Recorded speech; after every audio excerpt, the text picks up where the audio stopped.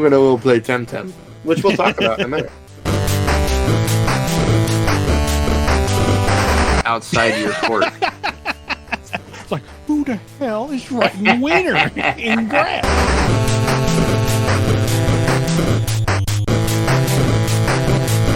Go buy Temtem. Let me know when you get it right. Please buy it, brother. Okay, let's watch the train wreck. If this gets like above an 80 on Metacritic, I'm going to be so pissed off.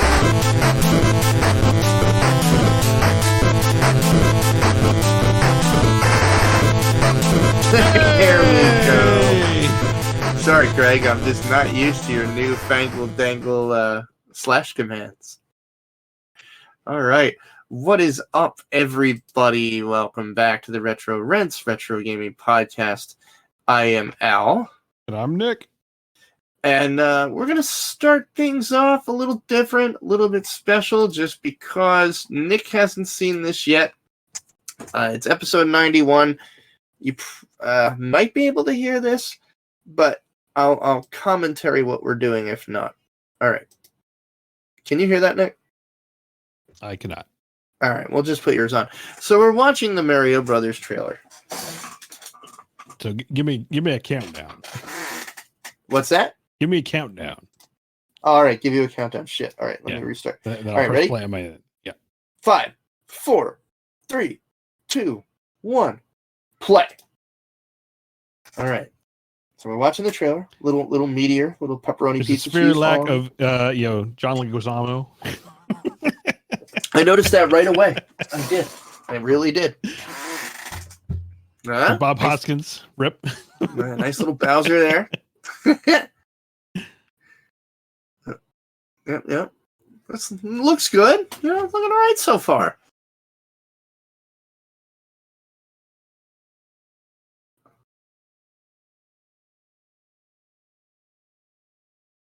So far, so good. Bowser looks badass. Now, let's wait for him to talk.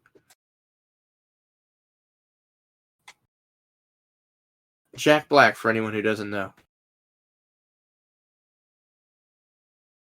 So I like that. It's like my wife said, he doesn't sound so crazy, Jack Black. Just the penguins. The penguins are marching. Throwing snowballs. I think they're just pissing him off.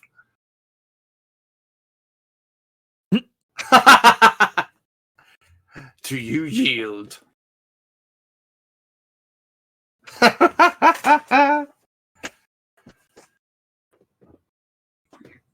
Yeah, it looks good. This is good. This is looking good. This is looking good.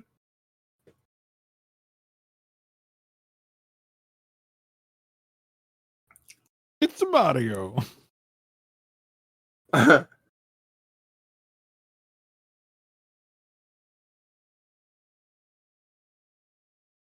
Yeah, like I'm digging this.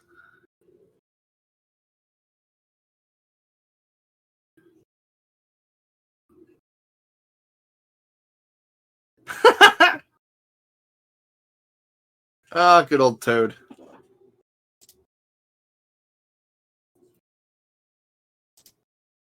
So, all right. Yeah, I know. I'm lame at the commentary. We had a little Toad appearance there, and Charlie Day is Luigi, which I like.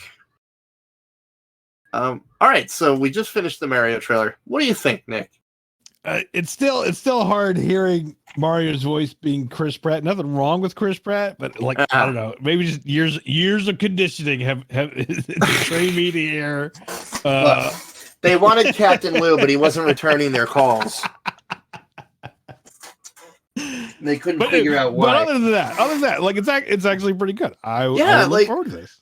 I look at it with cautious optimism, like I did with Sonic, the second trailer, not the first one they did. Oh yeah. Not with a creepy human teeth Sonic, but yeah. I mean, like they've clearly gone for the full on I don't know what you call it, Mario 64 plus, visual, of that world, and hey, I'm in for the ride. I'm in for the ride.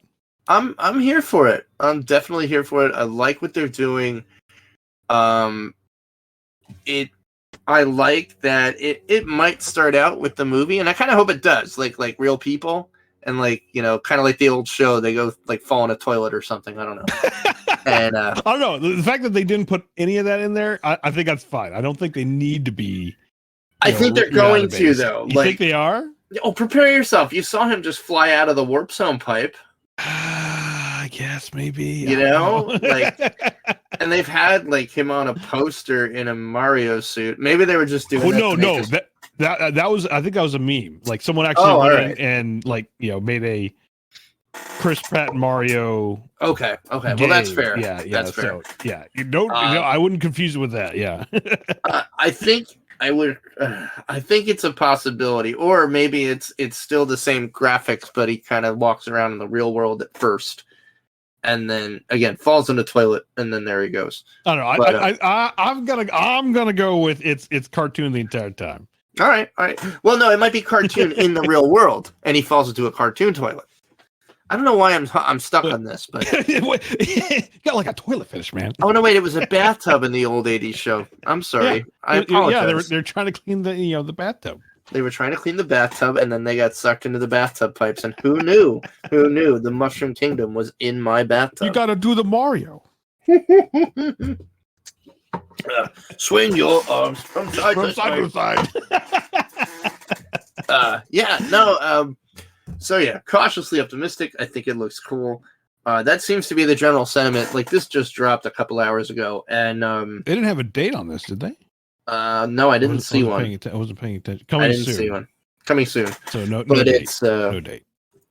But I will say, like, I like that the general atmosphere is like, all right. Like the general reception seems to be that just as we are, there's cautious optimism. Like, if we got a little spurled with Sonic, I think that both Sonic movies were great. If you haven't seen them, they're fantastic. Oh yeah, outstanding. So it feels like we might be entering an era where the video game movies are good. Now we just need a D&D movie that doesn't flat out suck eggs. Now I am wondering if they're going to time the release, because if you don't know, Universal Studios Hollywood is also making a Nintendo World. Oh, I heard about this, but I wasn't sure if it was rumor or real. No, it's real. Like I like to watch several brain fart. Amusement park vloggers. Oh, okay. And so they'll do like Disney World, and they go to Universal. I watched one that goes to Disney. It's pretty dope. Yeah, the one that goes to Universal, like there's apparently an escalator. You can see like Jurassic Park area, but you can see like them building the Mario World. Now, like when is that supposed to open up? It says early 2023. That's pretty dope. So yeah, maybe you're right. Maybe it's like the joint. I wouldn't be surprised if they coordinate that timing of like, release the movie and soon after, or possibly even before. Who knows? Get a question block. Get a movie ticket. Yeah, exactly. That's honestly, that's a safe bet, man. I would agree with you on that. I think you're right. But yeah, shit. So that was fun. A different way to open things. All right. So it's not as long as last time. It's still longer than I'd like between shows, but I'm getting there. Work-wise, we're in the middle of end of the year and quarter four planning. Yeah. We're in the same boat. It's like audits everywhere. Just go away. Oh yeah, this is the period of the year where Nick just disappears around Christmas. But yeah, no, we've been real busy. I've been real busy, basically planning with directors for 2 organizations. So I've just been going, and it's great. I love it. It's just by the end of the night, between that and the kids, I'm just like, I'm gonna go play Temtem, which we'll talk about in a minute. But yeah, no, it's going good here, man. Everybody's good. Everybody's healthy. Well, as healthy as you can expect for kids coming home with a cold from one of the schools every day. Yeah. But no COVID, so that's good. We're still rocking that. We're rocking that streak. But what have you been up to? So I've been playing a couple games. I haven't gotten into games yet, but just life. Everybody good? You're not life. Yeah. On the live end, yeah. Like, yeah, just getting on. Yeah. Yeah, cool. All right, so what have you been playing? And then I'll get into what I've been playing. Because, man, I just want to preface this. I saw somebody on Twitter bitching about a lack of games, and I'm trying to figure out what world they live in. Yeah, like we're in the, I'd say the early holiday deluge, Like the little Dutch boy just fell down and his finger is out of the dam, and that shit is coming. Like, I've got about 6 new ones on my backlog already. So, like, oh yeah, and more still in the pipe before we hit the end of the year. Yeah, what have you been playing, man? So I've been playing a game that just came out this week. It's a nice little like 8-bit looking game called Dome Keeper. How fun is that game? It is absolutely fun. Like it's a very it's another one that I classify as like a Zen style game. Yes, very chill. Well, all right, sort of. It does have some action moments, but I'd say like 85% Zen. Wow, you're way more relaxed than me, man. I'm like, fuck, gotta get the copper up. Fuck.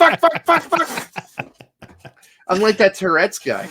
Like, I gotta learn how to play that as calm as you do, apparently. I watched you play, I was like, man, he is just chilling. I'm like, panicking right now. It's like, I see the bar, we're fine. We got time. So what do you think? Oh, I love it. Like it's hands down an absolute pickup, especially like I've been playing on my Steam Deck. It works perfectly out of the gate for it. It's the perfect type of game for it. But basically playing like this whole spaceman, all you got to do is like, basically you're digging out the under earth area and picking up power ups and materials and whatnot to either power up your weapons or your I usually defer to the laser cannon and the shield for now. Yeah, I like the laser so far. That's my jam. Yeah, laser and shield. And the goal is to bring back a space relic, and it'll either protect you, or if you really beef yourself up, you can actually win without it. And it's super weird. I think it's like, I want to say it's, whoa, my gosh. Oh, sorry. Is that my chair? I just leaned to grab a drink. Apparently, the whole world heard it. Like, oh, shit. Sorry. Go ahead. It's cheap, right?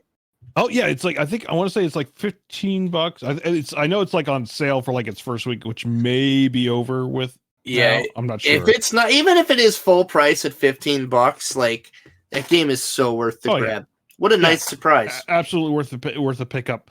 And checking out, like, especially if you're like into like little 8-bit games or 8-bit, replicated games, it's absolutely fun. And, they do look like, I think it's a small, obviously a very small developer team, but they are looking to like kind of support it more and, eventually come out with more items and more power ups and whatnot to play. So, I think it's one of those, like, it's going to be those pick up, put down, for a while. It's like, you know what? I feel like space mining.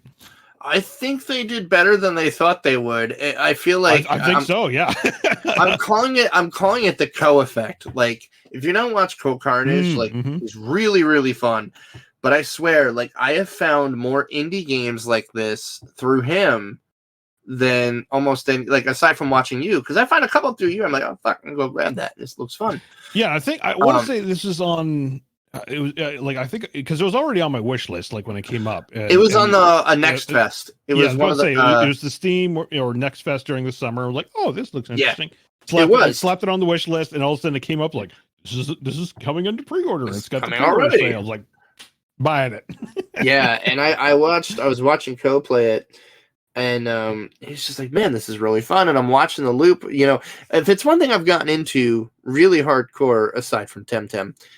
Is roguelikes. Like, I'm really loving the roguelike loop because the ability, roguelikes, and then those reverse bullet hells. We'll talk about that. I didn't write that down, but I gotta put the one that I've been playing, that I've been loving. My pal from work, him and I have been playing a bunch of these, and like, I'm loving the chill of a roguelike where it's like, yes, it's hard, but it's like making that little bit of progress. Like, I could play for 20 minutes. What I love about Dome Keeper, I could sit, play that, maybe 20 minutes, inevitably lose because it's me. But I still unlock something. so that when I go back still to come play back it with again, something. Yeah. you know, it's good. It's a really, really good game. So I was playing that. I want to say a couple days ago. I needed a Temtem break, so I was playing some Dome Keeper after watching you and watching Co. And it's just so funny. While I'm playing it, I'm like, I unlocked the detector timer to show how close the aliens are getting. Mm-hmm. And you just see me trying to haul up these boxes before I unlock the jetpack upgrade. And I'm like, fuck. Must go faster. It's made me realize I should really start streaming so that everybody can see the chaos that is me when I play these games. I'm actually tempted to start streaming more often because I'm going to do Extra Life again this year. We got a plan up to do Phasmophobia, but I've already signed up to do it. I was talking to that's wife. gotten some updates too. Oh, it has. What's up? Oh yeah. Like, basically, they have like a new starter area now, and the larger zones you can split into mini zones. So like if you remember, like cool. the asylum is absolutely massive, right? Yes, I died very early on that one. I remember well. Yeah. It's like, well, now it's like, I guess like the ghost is contained to a smaller area within the asylum. So I think you still have to like walk through the thing, but it's no longer like, where the hell is it? There's so many rooms. It's like, it'll kind of like, it'll be in this area. It won't really leave this area. So you'll have a more confined space. So it's a little easier in that aspect. I don't know how I feel about that. I like that. I do, but I don't. Like, that was the terrifying aspect of the asylum. Oh yeah, well, you can play either with it or without it, so it allows you to at least experience those levels and be like, you know, instead of like having this massive thing of like, I don't even know where to start. Accidentally walk into it like I did. Yeah, or something like that. It's like, okay, it's like, and I say confined area, like it's still fairly large. Like it might be like a wing, but it's like it won't necessarily leave the wing. So it's like, okay, it's like we know it's in this area, so we can focus our efforts there as opposed to like, okay, it moved somewhere. Now where is it? I just remember you, Krieger, and the boys going, I think he's dead. I think he's dead. He's not responding. God, that was fun. I'm looking forward to that this year. I'm actually like, I'm building up a pretty good list of games to play this year. Nice. Well, I'll let you finish, and then we'll talk about my game list because I'm going to mention the T word again, and I got to stop. Oh yeah. So Grounded also hit 1.0. I was just playing that again. Still absolutely worth it. They've added so in terms of like the zone that they had during like the pre-release, that hasn't changed too much, but they have added like cutscenes. There's more story to it. It feels like. Oh yeah, well, I mean, they finished the story, so yeah, like there's way more story. So it is, obviously they do reset your story progress. So if you had a pre-save, it'll save all your building stuff, which is great. Because I kind of did we did like a quick refresh and set up just like the week prior. If you saw me on stream, just the week prior, just setting up. Yeah, I saw you and Derp doing your thing. Yep, doing our thing prior to. And as long as it's not in one of the new areas, it preserved it. And but the story elements, obviously, they have to reset just for, the sake of like making sure everything works. No, I love it. It will take you back through all the story elements, which is absolutely worth it. Oh, totally. Because again, they have all these like new cutscenes that kind of filling in more information of like what's going on. Like I just unblocked the laser. I unblocked the laser like 10 minutes before you and I started recording. Nice. And I'm like, fuck, this just feels so much more together. Now, and again, I'll preface it with, I love Grounded. Like that is, it's in a run for one of my games of the year, and I'm having a ball playing it solo and just doing my thing. And it's like those little cutscenes, man. It sounds so stupid, but it really makes a nice difference. Like it really makes it feel complete. And I'm having a ball going through it again. Nice. Yeah. And it's absolutely worth it. Still haven't made it to the end. We've gotten, into the kind of the new territory. And that area is like, without, being spoiler, but it's absolutely bonkers. Like, and they did such a good job with the new areas. Still have to, kind of figure out what's going on. Are we going to be able to get big again? But again, also another game where like the devs are looking to continue to support the game. It's not so awesome finished. Like they're going to look to add, I think, more bugs, maybe probably a couple more items. Yeah, I was happy to see that. Yeah. I'll have to arm my game red that's not ant going armor anywhere. and make my way into your world. Yeah. We'll have stuff. We can hook you up. I'm really, really enjoying kind of finding my way through it. Like I've held off on this one quite a bit on my own time. Like I've had a bunch of fun playing with you in Derp, but like when it came to my own lawn, my own world, my own server, I was so hesitant to play through it a bunch, like I am with any early access game. Like I really want to experience it as they want it to be fresh. But when it's multiplayer, that's out the window. Like I had a ball playing with you in Dirt, but like I haven't really played much further past where I am now, and like I'm totally pumped to go through the whole story. Like definitely worth it, I would say. Yeah, no, it's a great game. I cannot recommend it enough. I'm with you on this. Like, it's on Game Pass for PC and Xbox, and it's Play Anywhere. So, like, you can save your game on PC and hop over to your Xbox, and the save is right there with you, in the cloud.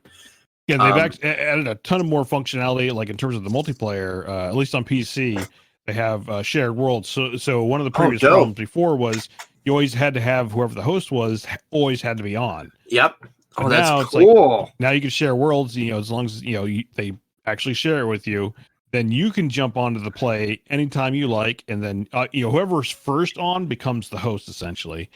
But it's like you could play, so I shared it with you. It's like you could jump on when I'm out or just can't able to play or whatever.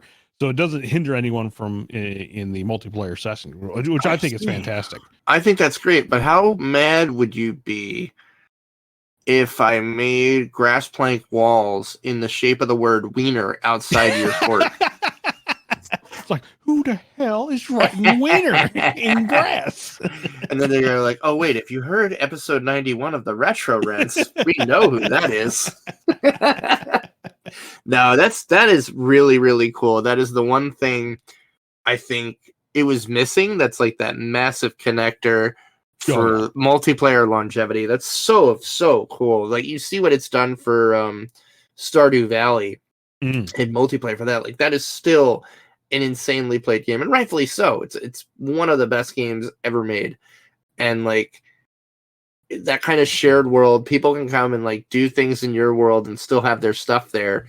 But in this case, I love that they take it a step further and that it's available for any of you to jump into and play. That's really cool. Yeah. I think like the final piece of the puzzle. It's not. I don't think it's something they're looking at. Would be like hosted servers. Because I hope they don't. Well, in terms of like what we found is if there's any kind of connection issue between any of the two platforms, it gets a little squirrely in terms of like positioning. Derp and I've kind of like figured out how to negotiate, so to speak. But it's basically like if I'm host and he's like down in like Alabama, so it gives you a sense of, the distance. Yeah. And basically, like if he starts to desync at any point, like me being the host, I'm fine. Like 100%, it's like I feel works 100% for me since I'm the host. But if he any way starts to desync, like especially like we found it with stairs gets really weird. Oh really? Yeah, at least for him. And what he's found is like as long as he like jumps on, so like he'll go up. We have a spiral staircase up to our zip lines. He can't interact with the zip lines if it starts to desync until he like jumps up next to the just does a quick jump, and then the game realizes like, oh, you're in these coordinates, you're next to the zip line, and then he can use it. So I feel like that's something they'll fix. Like I feel like that's something they'll fix. Yeah, it just needs to negotiate a little better between the various players and the host itself. Gotcha. But, that's where like if it was like a hosted server, then I would think it would solve something like that. But again, maybe it's super minor. It's super minor. That'll be like the last piece of the puzzle, I think, to throw it over the side. But I don't think it. One, it's not something they're looking at, and I don't think it is something they would be looking at because obviously that would be additional costs. Yeah. No, I again, that's when you start getting into like hack bullshit and all that stuff. Yeah, exactly. So, no, it's but I will say pretty cool. Yeah, I'm really happy with it, man. Like, there's been 2 major 1.0s in the past month and a half, that and Temtem. So we'll talk about that in a minute. But I'll preface your next one with, I have had a lot of fun watching you play Deathloop. Yes. So Deathloop, obviously, it's been out for a year already. Came out last year, and I was thinking this. I think this was even before the Bethesda got bought up by Microsoft. It was before the acquisition. I'm like, it's gonna be, because I think I was reading something. And it was like, look for it to be about a year before it hits, like the other, either other services or something like that. No, it started. Okay. I think it started out on PlayStation. Yeah, I had it on PlayStation. That's what it was. Yeah, so it's like, I'll wait and look. The game looked good, but it's like, okay, I'll wait for it. And sure enough, a year later, here we are, and boom, it's Game Pass. I'm like, hallelujah! And man, it is absolutely fun. I'm trying to think. Like, I know there's been other like time loop games. There's Outer Wilds. Outer Wilds is the big one. Yeah. But obviously, there's no combat in Outer Wilds. But yeah, it is a very Outer Wilds of like, as you go through the loops, you keep learning more and more, and so now Deathloop is brilliant with this. Yeah, and it does. Yeah, it's the same kind of philosophy of like, basically you go through, you learn where your targets are, you learn their vulnerabilities. You I say gain weapons. You gain the ability to bring your weapons back with you through the loop.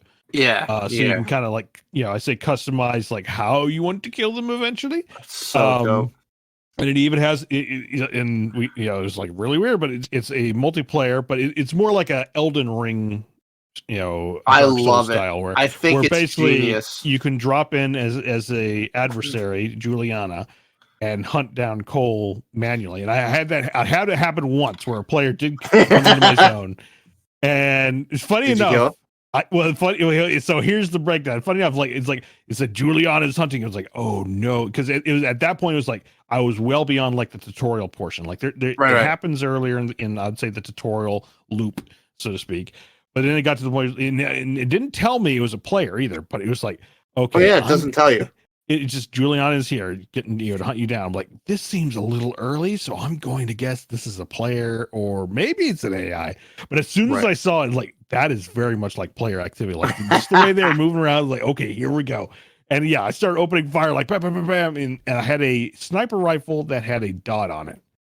Oh no. And so like I'm opening fire and then boom, like Juliana starts coming at me and then kills me. I'm like, oh no. So I lost that one, right? I got back, Juliana's dead. I get my body back, and I realized the dot must have kicked in just enough to finish off because she only gets 1 life. You get, assuming you haven't used them up, you have 2. Yeah, you have 2. And so that actually saved me. So that's awesome. Not only did I get my stuff back, but I got the kill for Juliana. Dude, I was like, that's so great. That's so great. Oh my god! If you have Game Pass, absolutely worth it. It's an awesome, fun little FPS. Again, it's in if you've played like Outer Wilds, you'll know kind of that looping style. And if you enjoyed the worlds built by the people that made Dishonored, yes, absolutely. And you know what? That's exactly what it is. It's Outer Wilds meets Dishonored. Like it has that same kind of like combat tactile. Well, and it's the developers that made Dishonored 1 and 2. Yes, exactly. Asylum, I think it is. I think so. Yeah. Yeah. Yes. So very much like if you like the Dishonored series, this is a must pick up and play. Like play rich world. One. Yeah. Details everywhere. Like it's a beautiful game. It's a beautiful goddamn game. Absolutely worth it. Yeah. Dude, I've had so much fun watching you play that. Whoa! It's like, oh my god, they're swapping me. Like the AI it starts to be no joke after a little bit. It's genius AI, man. Yeah, it's just like you kill not say the wrong person, but you make too much noise. That's the like, if you try to go in like guns blazing, you're gonna die. You're gonna die very fast. So it's like I could get most of things done quietly, but usually like the last couple kills, like things start to go awry. Like, oh no. It's a great game, man. I think Deathloop is genius on so many levels. The level design, obviously, the time loop factor, the fact that every zone is different at every time of day. Yes, I thought that was really clever. So it's like, my god. So it's like, okay, the zone. but it actually changes a bit, and you actually have to kind of like, plan out. I say timing. Obviously, the time doesn't change once you're in the zone, which is nice. Right. It's not a matter of like you're in it and you have to hit at a certain point within the loop. Or When you change zones. But when you change zones, it's like, you go from morning to noon to night. And so now it's like, okay, now things have changed. There's different patrols, different areas open up even. So so there's a lot of amazingly, being only I think 5 zones, I think it is. A lot of replayability within that zone. Rich. So rich. Yeah. No, it's great. And I would recommend to you, if you haven't done it on a stream one night, you really should. You should do a Juliana run or two. Yeah, I still got to do that. Yeah, it's so fun.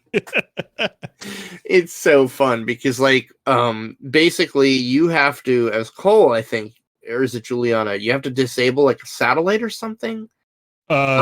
So as Cole, you have to reestablish the satellite. So it forces the play, whoever's playing Cole to come to you more or less. Yeah, exactly. And kind of on the same token, like not like forces, but it's like you want to stay near the satellite link up if you're Juliana, because obviously they have to come to you. So like, if you start, you could try wandering the map, I suppose, but ultimately you could miss out, on where they're at versus, the choke point. And that's no, you're stuck in the zone. Like you're stuck in that zone. In the zone, yeah. But what makes it intense is like when you get to that uplink, like, it's like things are about to go down. It's game time, baby. Yeah, no, it's really something. It's really fun. But it's fun to try as Juliana because, like you said, you got one shot, and it's tough, but you do it, and there's all kinds of rewards for that too, for your main game loop. Oh, it's nice. Cool. Okay. Yeah, it's worth doing. It's not just like an asshole distraction. Like there's things that like help you out if you do that too. It's pretty cool. Okay. Yeah. No, that's cool. And then this next one, I've got it installed. I haven't played it yet. Yeah, so the last one is Moonbreaker. They had a beta test early on, and now is in early access. And we saw this, again at the Summer Game Fest thing, and there's a lot of question marks around this. Like, oh yeah, you and I talked about it on the last episode quite a bit. Yeah, I think we did. Yeah, we're like some of the concerns we had. But it's actually a whole lot of fun. It is basically Hearthstone meets XCOM. Is how it plays. The devs did they did a Q&A. They answered a ton of questions about their support, what they plan to do with the game, kind of their ideas, and all of it actually put a lot of the fears to bed. Again, microphone. It is early access. It's I believe it's $30, but that is the flat out pay to play, so to speak, model. Yeah. In that you pay the $30 and that's it. And they're not looking to have, there is a cash up, but it's only for like cosmetics, select cosmetics. That's dope. They specifically called out. It's like, we do not want you have to pay like $500 to build your deck or whatever of super eliteness. No, it's like, there will be a few things locked behind the season wall, but it doesn't Which is fine as long as we can play our way through it. And they said, and even like players, and even kind of playing the beta, it's like you don't have to play very long to unlock them. Like it's easily within the first couple stages. Like if you play an hour or two for the entire season, you'll have all the characters of that season unlocked. So they're very much going the route of like everyone has access to these characters. So now it's like make your deck how you see fit. And like one of the questions came up was like, how do you break the meta? It's like, well, it's kind of how it plays in that you basically form a captain. You have your primary captain, and then you form a crew of I think another 8 or 10, something like that. Right. And then it's random how they come out. That's where kind of like the Hearthstone. I gotta play this, man. I've bought it. Oh yeah. I played the play test. I love the play test, and I bought it. And I was like, do I really want to start it this early in early access? So Nick, do I really want to start it this early in early access? Here's the thing: if you have time to play it, if you don't have time to play it, just wait. It'll be fine. Like I don't think there's fear of missing out on this. But I'd say it's a very solid play. Like if you're looking for kind of the CCG aspect, I think it's a winner. Okay, perfect. If you're really into doing like the digital painting, and it is incredibly deep how much you can paint and apply layers and whatnot. So if you're very much into that scene, absolutely fantastic. And the devs even said like, yeah, we saw people who were playing the beta and whatnot. It's like all they did was paint, and to them it's like that is perfectly fine. That's so cool.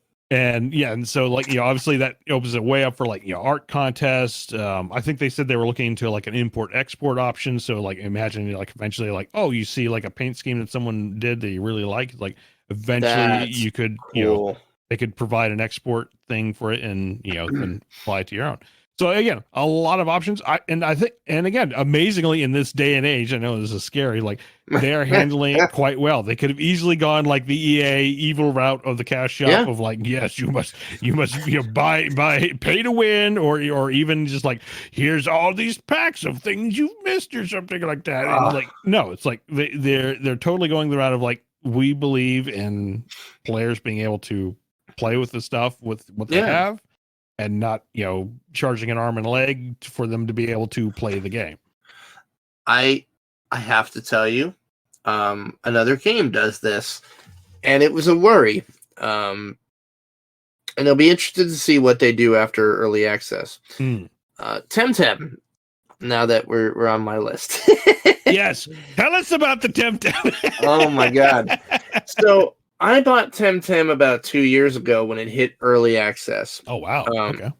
My main reason for getting it was the fact that on PC, especially at that time, we didn't really have decent monster collector games. And Pokemon, I have and that was it, right? And I have a Switch, and I remember getting Pokemon Sword and or Shield. I got one of them, but it just shows you like how I felt about Pokemon. There is just something. There are a couple things about Pokemon that inevitably just kind of bore me, and like I want to love it because I love the idea of collecting these different creatures. They all have different abilities and different stats. I love that. Like that is totally my jam. But the combat in Pokemon, which is like the big part about it, and it's not that I don't like turn-based combat. I love turn-based combat, like Final Fantasy and that stuff. I hate one-on-one turn-based combat because that literally will always come down to basically rock, paper, scissors, and there's not a lot of strategy to it.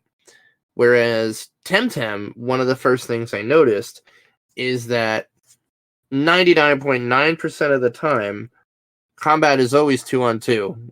You'll enter with like a squad of 5 or I think 5 Temtem, but it's always 2-on-2. And that immediately forces strategy because A, you don't necessarily know what that person's going to bring out. B, you have to make sure that you're not bringing out something weak that's against one of the two. Like it turns it basically from checkers to chess. And I found that one component made me go from being bored with that kind of game to obsessed with it. And when you have 180 something different Temtem, and each of them can fulfill like certain roles. Like one could be a support, one could be a buffer, one could be a just absolute damage absorber, and they all look cool. They all look fucking awesome. Like it's the first time I'd even consider buying a goddamn plush, just because so many of these look really cool. But so that was the main thing that drew me to it. And then Temtem went 1.0 towards the end of September this year. And what I loved, like it was, I think it's $39.99. It's $40, but for that $40, you get literally, I counted my hours, 85 hours of a main campaign. Wow. And I played through that in 3 weeks. So I'll let Nick pick his jaw up the floor, just because he knows my gaming habits. Yeah, usually takes a lot longer. I could not put this game down. The collection aspect, finding different Temtem, there's all kinds of things to do. But where the game now really shines, and this is where I think it is an absolute stroke of genius. So Temtem is an MMO from the start. in the sense that if you've ever played Pokemon, they tried doing it with Sword and Shield a little bit. But Pokemon's always been a single player experience. Whereas with Temtem, it's an MMO. As you're running around, you see other tamers, and whatever the first Temtem is you have in your squad, you'll see running around. And that's really cool. Like, you'll see following you, and like you'll see something you haven't gotten yet. And it's like, oh shit, I gotta find out what that is, or figure out how I have to like breed to get it, breed the Temtem to get it, or whatever. There's like a whole different way of, like, there is a species of Temtem in the game that will only evolve when you trade it to another player. Oh. And then it'll evolve a second stage if it's traded back to, or traded to somebody else. So it's really neat. Like, there are some aspects that encourage things. Yeah. The campaign from level 1 to the end of it is all co-op if you want to. You don't have to. I did the entire thing solo just to verify that I could. Mm-hmm. But you and I could play. But where it really shines and where I'm absolutely blown away was the end game content now, where it's, again, stuff Pokemon fans have wanted for years, where it's like, oh, you finish the story, then all you really have to do is collect the ones you haven't found yet, and that could take a ton of time. But like Temtem does, there's tournaments, there's like weekly quests, there's season passes, basically. There's premium content in the season pass, but again, to Nick's point, it's all cosmetic. You can unlock most of it just playing, and it's so there's that. So there's like really neat things you can get just by playing the game and unlocking stuff. But then there's they're gonna run tournaments. I think they have one coming up to where like you can actually like have your squad go up against others, and like you're gonna play like a live tournament. There's dojos, which are the equivalent of guilds, that you can actually like build and decorate the inside with like furniture and all kinds of stuff between you and a bunch of friends. But then it gets cool where you can challenge other player dojos, and they don't have to be online. It'll basically have their avatars with their Temtem squad, with how they usually play that squad, just like from an AI sense. And dojos / guilds can compete. There are 9 islands, I think. I'm trying to remember now off the top of my head. There are 8 islands. It basically takes place in a floating island archipelago, and each one is a different biome and different people, and it's really cool. But it has where there's like a dojo on each one that can specifically be taken over and run by a player guild. And like when you go into that dojo, you're seeing the dojo that player guild built. You can challenge their people for money, like not real money, just like the in-game currency. It's not much. It's like 1,200 pansons, which you can get in like no time. And that, if you lose, just goes into the you tried to kill us kitty, basically. But the person that comes in and beats them, beats their avatars, you'll get that giant wad of cash. So that's really neat. Then there's the endgame island that has something you can do with 2 or more players, which is called a lair. And it's basically kind of raid content. And it has like a Slay the Spire kind of lair map where you have to go in, then you challenge everything in there. And then if you make it to the big, big bad, which is like this big mega Temtem, you can basically win like really rare Temtem with like rare stats, or the equivalent if you played Pokemon, shinies, which are, they have that like shimmering, shining look on their skin. And they usually have like maxed out stats on like 4 out of the 6 stats, and they're really, really rare. Like in Temtem, without any kind of buff, like you have a 1 in 10,000 chance of running into a Luma, as they're called in this game, just, in random encounters. So it's really rare. And you could see that, like, there's an in-game auction house where you can use in-game currency to buy Temtem. And like they're in the millions. Like that's how rare they are. And then like it has a breeding system, and it's pretty complex. Like you have to read up on it to really understand how it works. But where they kind of go the next step where Pokemon didn't, and like if it was an MMO, like the economy would collapse pretty much immediately, Temtem gives each Temtem fertility. And basically, like, you could have the best Temtem in the world, and it might only be able to be bred like 4 times. And then it can't be bred anymore. Like, it's infertile, and you're not going to be the Dave Thomas Jolly Rancher of like perfect Temtem. It's just it's not going to happen. Like the amount of time that would take, and they the way they've worked it out, it keeps the economy going, which is again super cool. And then like one more end game thing I played the other day is just a solo random dungeon that you can go through where you go in and you have no squad, and you basically pick like one of 2 to start with. And then as you go through, you can try to capture them, but it's like you have none of your items, like healing bombs or anything like that. So you have to be really cautious. You have to hope like you grab a few, they're called Tem cards, basically, which would be like Pokeballs. And you have to hope like you can catch more and build your squad up as you try to go through this. And it's super challenging and it's really fun. And again, like that's just the tip of the iceberg. There's so much to this game. And it is just, it so far is the top of my list for game of the year. And I don't like monster collectors as a general rule. Again, most Pokemon games bored the shit out of me because again, I can only do rock, paper, scissors for so long. But yeah. So that's Temtem. I'm telling you, Nick, if you were ever remotely interested, it's a lot of fun. It's a good story. Like the story start to finish was really fun. Mm-hmm. And I know like the gang you play with, I think they'd have a lot of fun playing it too. And if you ever start playing, we can do our dojo. Be great. There you go. But it's very fun. I cannot recommend Temtem enough. It sounds like it's going to have a ton of post-release support.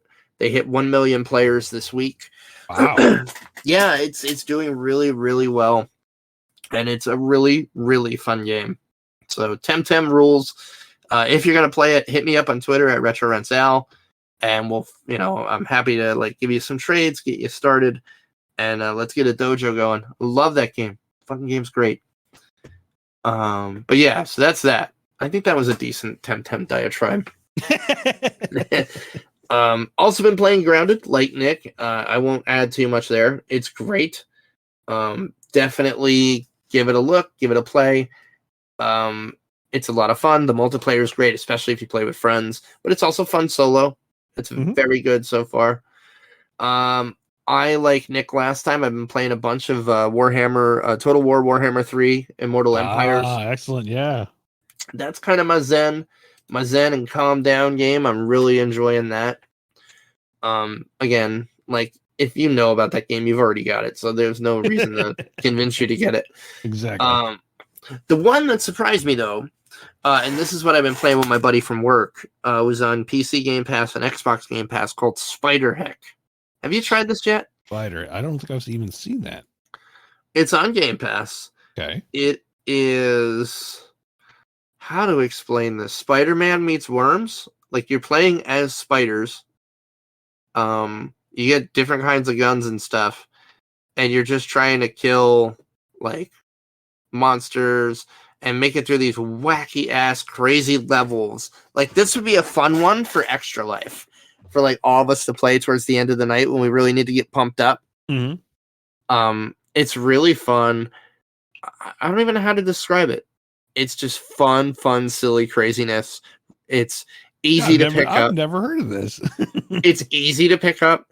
I didn't hear of it until it hit Game Pass, and my buddy at work was like, yo, we got to play this. He's like, I just played it on lunch, and it's awesome. Like, let's fucking... And we spent, like, I don't know, 11 p.m. to 2 a.m. last Saturday. It was all we did for hours. And we were just howling laughing because it was fun, funny, and, like, there's just... It can devolve into total stupidity, and it just never stops being fun. It's really cool. Really cool. So I highly recommend Spiderheck. And then the one that I was hinting about earlier, I got into these like reverse bullet hells. Mm-hmm. The one that everybody knows right now is Vampire Survivors. Yes. So games like that. My buddy and I were playing this one called Rogue Genesia. And it's basically the same kind of game. A bunch of different classes. different bosses, different weapons, different buffs, roguelike, structure. It's kind of the same game, and it's just if you like Vampire Survivors, like totally check out Rogue Genesia. It's equally fun, and I've been playing a bunch of those. Like those are just great. Like I'm on my lunch hour and I need to just like do something for 10 minutes that is gaming, and like it's great. It's really fun. So that's Rogue Genesia. Highly recommend it if you want to play more Vampire Survivors, but not Vampire Survivors. You'll get a real kick out of that. So yeah, nice. That's what I've been playing. Go buy Temtem. Let me know when you get it. Right? Please buy our product. So upcoming releases, we're again, there were too many to pick from. So if you're saying like, oh, there's nothing to play, it's like you have too small a list to work with. Yeah, you're just not looking because it's everywhere. Yeah, there is a ton. Like from things hitting 1.0, new seasons dropping, and games that have been out, and just like a whole bunch of new stuff. Yeah, there's so much great stuff right now. Like No More Heroes 3 hits in a couple days. If you ever played those classics, they're just fun. Blow it up. Yeah. Like I'll definitely be checking that out. Scorn. I remember hearing about this years ago, don't you? I feel like it's one of those like it's kind of like been teased for quite a bit. I feel it's been a long time, and like it's finally dropping, and everybody's like, "Well, will this deliver what it set out to?" Like it looks cool. Very Geiger-esque and it's got that looking Lovecraftian shooter. Like I'm there for that. Like I'm there for it, but we'll see. I believe it's coming out on Game Pass, so we'll see in about a week and a half, or week and a day actually. So yeah. The one I'm actually pumped to play all over again is Uncharted Legacy of Thieves for PC, which is all of the Uncharted games and the side games that they made. That was my question. Is it all of them, or was it just everything? 4? Oh, okay. That okay. Value went way out because I saw this like, ooh, it's coming to PC. I'm like, and I tried to look up. It's like, what is in this thing? Like, is it just 4? Well, before I talk, no, it's everything. It's all the Uncharted games. Oh, that's gonna be huge then. Okay. Cool. Yeah. Oh, dude, and I'm ready to buy that and sit and play that on my deck all over again from the first game onward. Like, that was the first time, and I think you'll agree with me, where games like really started feeling blockbuster was with Uncharted 1. It felt like I remember I forget which one of the early ones. We played Uncharted 1. Was it 1? Yeah, and it's like this feels like the Indiana Jones game we never got. Yes, that was the first one, and like it was awesome. It was so awesome.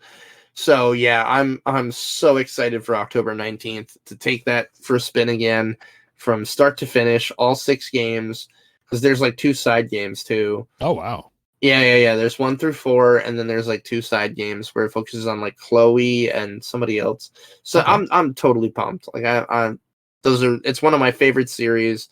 Love Nathan Drake. Like I just can't wait to play through that again. Like the Nathan and Sully duo is just great. As we mentioned, we're in the middle of like the second Steam Next Fest for October. There are a ridiculous amount of great demos. I can't even like go into all of it here. Too many to play. There really are. Like me and my buddy Adam. Like Adam checks out a lot more of these than I do, and then I'll start jumping on him after he does. But like Undecember is this Diablo-esque kind of game. It's awesome. I think you can still grab the demo.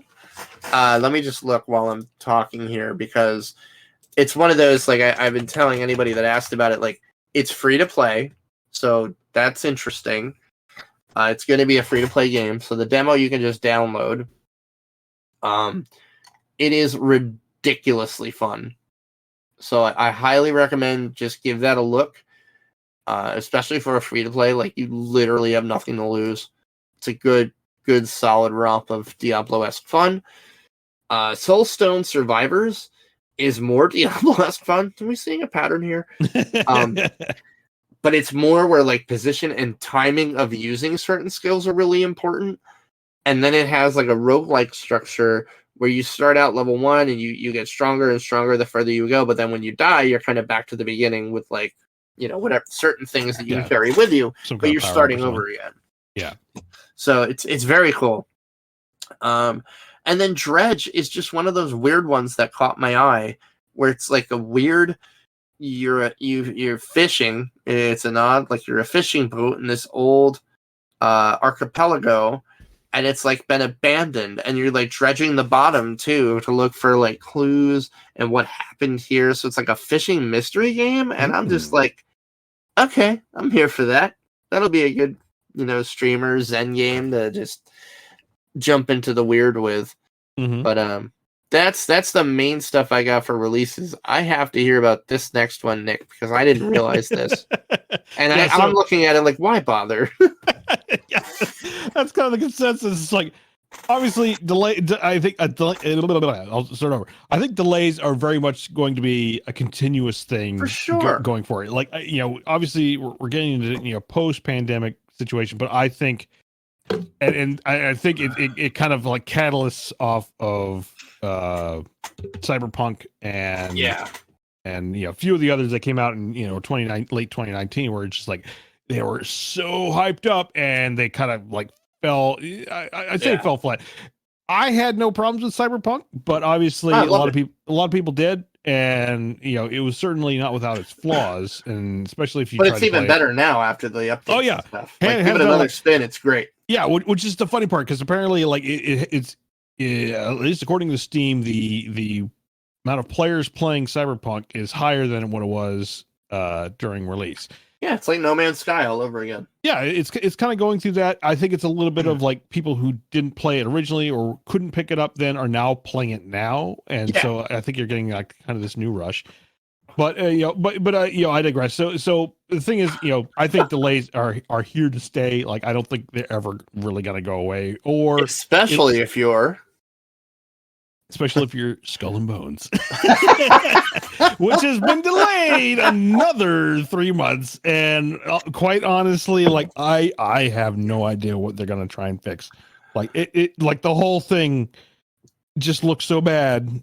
And after like 3+ years, like I was thinking, like it to me, there maybe been a little bit of improvement, but honestly, if you look at the footage from 3 years ago and you look at the footage that they released in their kind of whole big Ubisoft, like this is coming this year, it doesn't look that different. It's like no, it almost looks even worse. I was gonna say it not only looks worse, but it took away everything that people loved about Black Flag. Shipboarding combat gone, exploring the islands gone. Yeah, it's like you just roll your boat up next to it and just like see your boat basically cut a tree down. It's like, what? Like I genuinely asked this on Twitter the other day to, like, I don't know if it was the Ubisoft account. I'm like, what does this game have at this point? Like, what? Yeah. And that's the thing. Like, what is 3 months going to solve that you could not fix in 3 years? That you think is somehow going to make it, I'm going to say, passable. I'll put it to you this way: I'm not gonna order it. I will wait for this to show up on Game Pass because it's inevitable. Oh yeah, like that's what I'm expecting. Like it's gonna end up on because we have seen Ubisoft stuff tie in with games, Game Pass recently. Not all their games. But just a few here and there. I fully expect it will be a Game Pass tie-in thing. Like I feel like this is the only way it's going to survive, because hands down, like everyone I've talked to, like the $70 price tag is a big hell no. Like everyone's saying, out of your fucking mind. At best, it's a $40 game. But I'm not paying $70 for the Black Flag engine. Yeah, no, exactly. It's like not paying $70 for that. Let alone, I think what the collector's edition is like $90. It's like, are you kidding me right now? What are you high on? And can I have some? I just don't get it. Like it smells like they are just desperate to recoup years of development. Yeah, I feel nowhere. That's what it feels like. It's just like a fire sale. Now the thing is, the 3 month delay. It's like, it's kind of curious why they would do that if they're just trying to do a fire sale. Maybe because it still doesn't work. Yeah, well, that's the only thing I can think of. Like, because I know they've been doing testing up to this point, or basically like closed beta tests and whatnot. And the only thing I figure is like something on the server end, and that's the only thing they're gonna fix. Like 3 months is definitely not enough time for them to like probably fix any kind of like story or mechanics or anything like that. It's got to be like something server side was like breaking down horribly. It's like we have to make this at least quote unquote, I'm doing air quotes, playable online, and it's got an online component. I didn't realize that. No, it's like fully online. Like it's basically like I say MMO style, but obviously there's not a lot of players. But okay, hold on. All right, that changes it a bit. I thought this was a single player game. Oh no. This is fully on, fully online. You're logging onto servers, and then there's a chance to meet other people. All right, I'd say almost. I'm still waiting for Game Pass, but I'm not all doom and gloom. But you can turn off the PvP. That's the thing. Like you can turn it off. But I think you'll encounter other players and whatnot. But yeah, it's just like it feels like such a mess, and it just it's one of those games. Like I remember early on, it's like, oh, this looks great, this looks awesome, and it would be cool. And then it's like it came, they finally like, hey, we're coming out. It's like, oh, they're talking about it again, and it's the same thing they showed. It's so funny. It's like, oh my god. I mean, come on. Like I know it's Ubisoft, but it's like. It's so funny, man. Like I'm friends with a couple project managers nowadays through my past two jobs that have worked at some of these big gaming companies, and this is one of the ones that is, man, like bad. They should have had one of us God project managers to go in there because this game is a mess. Yeah, it's like. So it's more like it's now a curiosity and like how bad is this? How bad is it? How bad is the dumpster fire going to be? $70 to find in that 3 out. months. Yeah, it's like that's the thing. So it's like it's going to be like that curiosity to watch and just like, okay, let's watch the train wreck. If this gets like above an 80 on Metacritic, I'm going to be so pissed off. Oh, like well, I guess that's like I'll be happy and pissed off. It'll be a weird confliction of feelings. Like I'm curious. Ubisoft. Title scores. Like what is their last set of if I can type what is their last 80? Like I'd be curious about that. What's their last 80 on Metacritic? Let's see. Oh wow, can I sort this thing by by like release by date?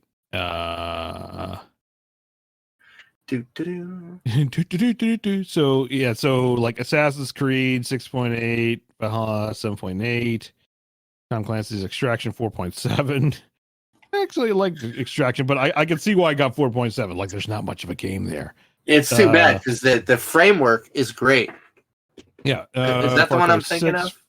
Yeah, that's the one the one we played. Yeah, the Alien or to say Aliens, but it's like Aliens. Yeah, that had so much potential. Yeah. Writers like I'm just looking at this there. So average scores 69 gig.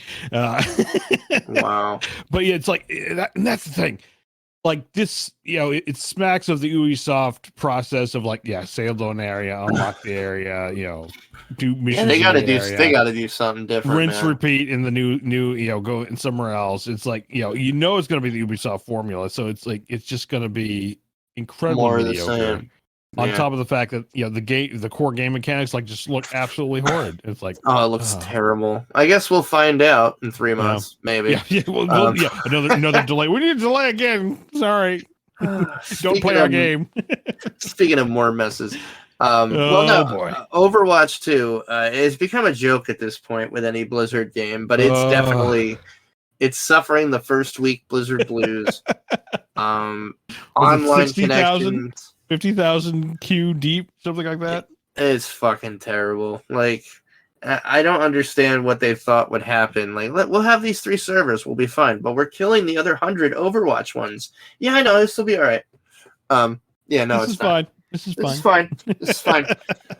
So people are enjoying it when they're able to play. The rest of us will retire, and then we'll get in the server queue. Well, here's the thing. Like, we have seen the rise and fall of Overwatch, and here comes Overwatch 2. Here comes Overwatch 2. Like, what are you going to do different? I don't know. It's sad. It's really sad. I hope it does well. Like, I never want to see a game do bad, and I love what they want to do with that game, but I just feel like somebody other than Blizzard needs to drive it. Well, I think this boils into, like, Blizzard is no longer Blizzard. It is become... an Activision, shell and Microsoft, and now it's being sold to Microsoft. So maybe Microsoft can resurrect. I have more faith that Microsoft will turn that around. I'll be honest. Like maybe they can turn it around, but it's like basically, it's Blizzard, Activision, Activision just sucks. Activision should be dead already. Yeah, it should be dead already. But some interesting stuff though. Medieval Dynasty comes to consoles. I've had this one on Steam. It's a fun, again, another one of those survival build a base, except like you like basically inherit your grandfather's shop in a medieval town. Like there's characters to get to know. It's one of those games, but it's like first person survival and seasons and the whole deal, like hunting. It's hard to explain, but check it out. Like if you liked games like I don't know, any of this, like Grounded. If you like Grounded, it's like medieval and you're not 3 inches tall, and like you have to worry about the weather and the winter and hunting and trapping and fishing and building your cabin by hand and all that stuff. It's pretty fun. But it's been out on computer for a while, and it's really cool that it's coming to consoles today. And I believe, give Daddy a minute here. I want to say, just waiting for the Xbox app to load. I believe it's on Game Pass. I could be wrong though. Let me double check. I swear I thought I saw that it was on Game Pass. Medieval Dynasty Game Pass. But I think it's on Xbox only. No, yeah. I see. I can install it right now. All right, cool. So yeah, Medieval Dynasty, definitely worth a grab on Game Pass. It's very fun. Nier Automata comes out to Switch today. That is a fantastic game. Finally, for those that have Switch, I'd be interested to hear how that runs. This is a pretty intense game. Tomorrow, October 7th, is the big day for Switch. They're finally getting No Man's Sky. If you've been waiting or if you're hesitant to play this game, like, holy shit, get this game tomorrow. No Man's Sky is definitely one of the best games out there for space exploration and just anything you can imagine that you've ever wanted a space game to be. What Star Citizen says it'll be. Play No Man's Sky. You'll get that now. But yeah, those are the releases I've had an eye on. Nick, I heard about this, but I am sure you've read more because this also sounds kind of like a mess. We'll see. Yeah, so obviously we don't talk about hardware that much, but it is like a new release series of across the board. AMD revealed their new 7000 chip series, again, kind of like blowing things out of the water left and right, but at the cost of some really peculiar operational parameters. One, hitting 95 degrees Celsius. And that's normal. Like AMD says, this is normal. It's like, holy crap. Wow. that doesn't feel normal. Like everyone's like, it's not like, everything's designed around it, but it's just like, holy crap. And then along with it, just massive power requirements that are coming along. So it's crazy. 500 watts for my little computer down here, but that's like old. Yeah, that would not run these things. And like they're only becoming more and more power hungry. So the question is, like, what is the next generation going to look at, like, next year or whenever they release it? You remember that scene in Christmas Vacation? Yeah, that's exactly like, turn on the nuclear That's what it's turning into. It's like, it's crazy, like, man. You're gonna pay through the ass. Granted, the prices don't seem that unreasonable? Question mark. But it's like you're paying like through the ass for the new equipment, and then you're gonna be paying for it in electricity. Your electric bill, like, it's literally gonna become a fucking factor. That's but nuts. Look, you don't have to turn the heat. It's gonna keep you toasty warm. 95 Celsius, baby. I'll heat my whole house on that shit. Having a little mini sun in your room. What is that, a sunburn? No, I sat too close to the computer. To the computer. But yeah, and NVIDIA showed off their new 4000 graphics card. Again, more power. More power. These cards are absolutely bonkersly huge. They're taking up, we're back to the dual slots. I mean, if everyone remembers, I think it was like, I want to say the 7000 NVIDIA series. Yeah, probably like 2000 series ago. Yeah. That started to do that. Well, not only double, but it's like it's extremely long as well. Like you're gonna need you're gonna need a bigger case. Just wait till they triple burger that shit. Oh, it's like, all right, well, it's like, when is it gonna stop? And then Now, there is some reasonable news out of this. Intel did show off their new set of vid cards. I was impressed by this. I got to be honest with you. I was kind of shocked myself. I do want to see the actual benchmarks from them. Yeah, I want to see it in action. Yeah, always want to see the benchmarks. That's always important. But they did, bring out some mid-range cards. So instead of the NVIDIA's 4000 series is obviously geared towards the extreme high end.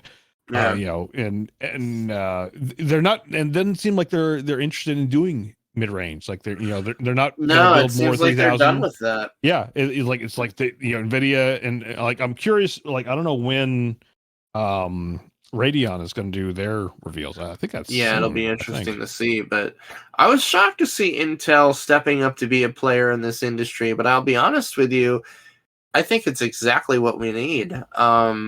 Yeah, just more reasonable stuff. Like you need that mid-market range for you don't need everything to be prosumer. It's like you need something kind of like the mid-range that people can one afford, and two don't burn a hole in your system. And if the stats are to be believed, that's a really decent card for the price point they're selling it at. That's really good. Absolutely. So again, curious about the upcoming benchmarks. I think they're supposed to start seeing those soon. That being said, Intel did release their 13K chipset, which is really look like a stopgap measure to try and counter AMD with their new 7000. Yeah, they really. And we already know that Intel is working on the 14K, and that's going to be obviously new LGA chipset. It's going to be great. Yeah, but the question is again, is it a case of it's going to be crazy power hungry too, like the AMD is going? Yeah, we're really hitting that point, man.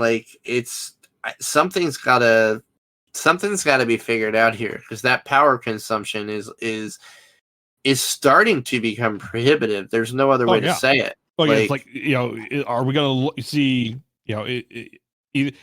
it kind of reminds me of the gigahertz race back in the the 2000s. Yeah, remember that? Oh, yeah, they were racing crazy to get more and more gigahertz, and at one point it's okay, we just need more cores. We don't need higher gigahertz. Don't get me wrong, gigahertz are good. Cores are better. You got to a point where you need more cores. That's what you need. You don't need the higher numbers. You need more cores.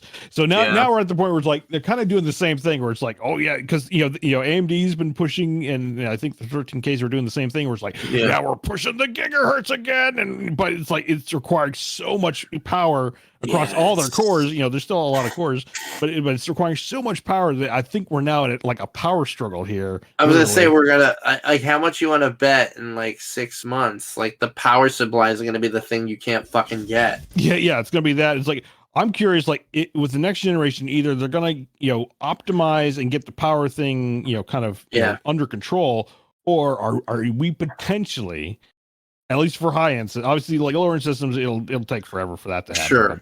But high end systems, are we possibly looking at dual PSUs? I know there are custom builds. Oh my god! Don't even mention that. But are we gonna have motherboards and whatnot, where it's gonna require the motherboard's powered by one, and the other one's just pure video two card. Plugs in, like you said, it's the Chevy Chase nuclear reactor. Hit the auxiliary. Fucking hell. It's insane. I mean, it is fun, again, seeing all this new hardware stuff, but it's very much like if you're looking at an upgrade or something, I would say just hold off. Hold on. We've been through this before. Listen to Alan through the next generation, or if you absolutely have to, go with the previous generation. It's much more reasonable. Still kicks ass. You're not going to. And it's been tried and tested. Nothing caught on fire. Yeah, exactly. It's just I would say, if you must have the newest thing, wait till, I think next year is kind of what everyone's saying. Yeah. Just wait because we're going to get the new chipsets with AMD. Was it 5? Yep. Is the one coming out. Listen to your uncles, Al and Nick. We've been there that's before. right. Intel, we know that was the thing. Intel said they weren't even going to do out a 13K, 13th generation. Yep. Chipset, but then I think they oh, you know what, we better get our name out there right now, because AMD's kind of kicking us in the ass. Yep, I guess we'll see. There is some good news, Nick. I also read this today. This was very exciting. You've heard us talk about it. We love it. you know it's the best piece of hardware you can get this holiday for yourself and your children. Oh, yeah. No, it's not a Nintendo, an Xbox, or a PS5. It is the Steam Deck, which no longer needs pre-orders, and they are selling at volume. If you've been thinking about it and you're like, I don't want to wait, well, now you don't have to. Yeah, no more waiting in line, waiting months. Just they have caught fucking up. Get it. Like it is absolutely right, especially if you have a large Steam library. Like hands down, like just being able to I think I know you do it. It's like playing on the couch or in bed. It's it's a new world, man. It's a new world, and it's great for multiplayer. It's got awesome Wi-Fi hooked into that little beast. It's got a beautiful set of speakers, microphone. It's expandable with like, memory cards, and it there's not enough good you could say about this thing. I will say they came out with they announced you can pre-order the Valve dock today, or you can get in line for the dock. Yeah, don't bother. Dock, Don't bother. Go buy the JSOX one. It is better. Yes, the JSOX one doesn't have the DisplayPort 1.4, but who gives a shit? Like, that is literally the only difference between the Valve dock and my JSOX dock. Yeah. That's it. And I have zero complaints about the JSOX dock. It's beautiful. I play on my TV all the freaking time with a PS5 controller Bluetoothed into the thing as I sit on my couch with like my new console. I'm telling you, the fact that they're now selling it volume, if you've been thinking about getting a Steam Deck and you figured, oh, I'll have to wait till like Q3 23, no, you don't. Go get that son of a bitch and have a great time. It is, I think it's one of the best pieces of hardware ever released in the past 10 years. I agree. In terms of portable hardware, like it blows everything out of the water. Oh, it's king for portable. It's completely king. I love it. So yeah, that was some really great news in this deluge of fall gaming, and many of these games run fine on the deck. I was playing, like you said, some Dome Keeper. I was playing some. What the hell else was I playing? A bunch of. Oh, Temtem is totally green check marked on the deck. Just putting that out there. Yeah, no, it's great. But yeah, so that's some good news. That will, I think, wrap it up for episode 91. That's all the news, all the releases that we kind of have our eye on. Granted, there are so many more. Like, keep your eye on still Kotaku. More to come before the end of the year. Yeah. Yeah, keep your eye on Kotaku, Game Informer. Like, it is just jam-packed. There's so much stuff coming this month and next. Like, it's almost silly. But yeah, if you want to give us a shout, we got our voicemail line at 610-810-1654. Big shout out to everybody listening. We love you all. I'm working. We'll get there. We'll get there to consistency, but we are consistently a month each time about. So now we're just going to get it shorter. Shout out. Shout out to the boys and marrieds to games. Tap the Craft. Love you guys. And let's see. Come hang out with us. The Save Point's getting pretty active. It's a good place to not only chat games, but between myself, my buddy Jim, and a couple others, like, we like to post a lot of deals that we find kind of lurking on the corners of the web. Which reminds me, it's still open. And Nick, if you haven't gotten this yet, that Pathfinder Wrath of the Righteous that I'm still nuts about.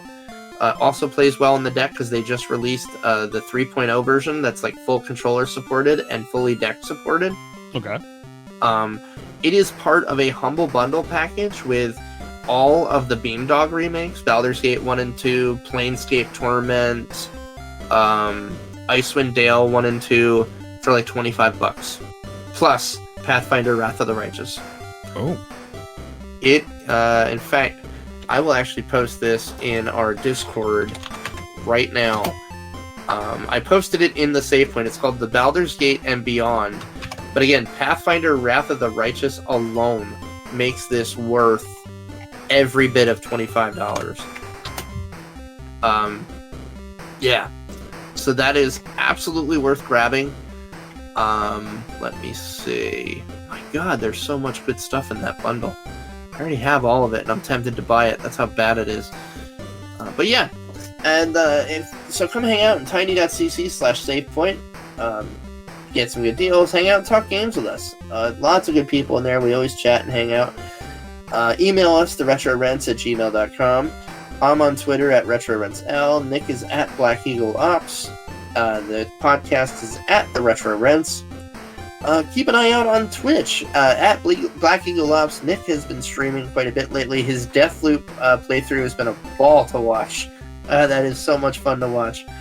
And keep an eye at the Retro Rents and, well, more at Retro RentsL. That's probably where I'll be streaming from. I'm going to be doing Extra Life in a month.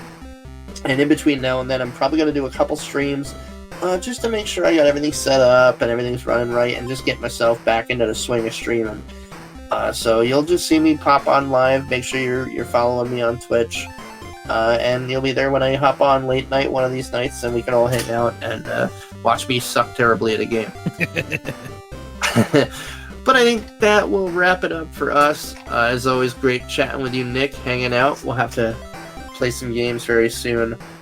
And for all of you listening out there, have fun, play games, and as we always say, don't be dicks.